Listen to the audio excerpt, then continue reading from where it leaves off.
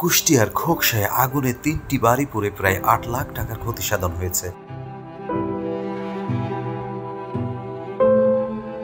বুধবার সকাল ১১টার দিকে পৌরসভার ২ নম্বর ওয়ার্ডের কালীবাড়ি এলাকায় এই ঘটনা ঘটে। স্থানীয়রা জানান, সকাল ১১টার দিকে খোকসা কালীবাড়ি এলাকার মোজামের বাড়ির রান্নাঘর থেকে আগুনের উৎপত্তি হয়ে তার বসত ঘরে এবং পরবর্তীতে মিলন ও আরিফের বাড়ি সহ ৩টি বাড়িতে আগুন ছড়িয়ে পড়ে।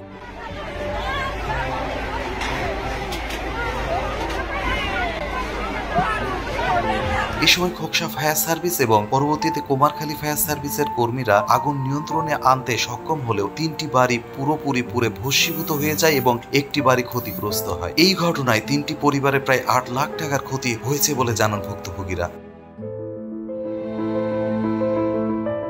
খোকসা পৌরসভার মেয়র মোহাম্মদ তারিকুল ইসলাম জানান, আগুনে বেশ কিছু পুড়ে ক্ষতির সম্মুখীন হয়েছেন ভুক্তভোগীরা। পৌরসভা থেকে আর্থিক সহায়তা প্রদানের পাশাপাশি সরকারি সহায়তা ভুক্তভোগীদের প্রাপ্তির ব্যবস্থা করবেন বলে জানান তিনি।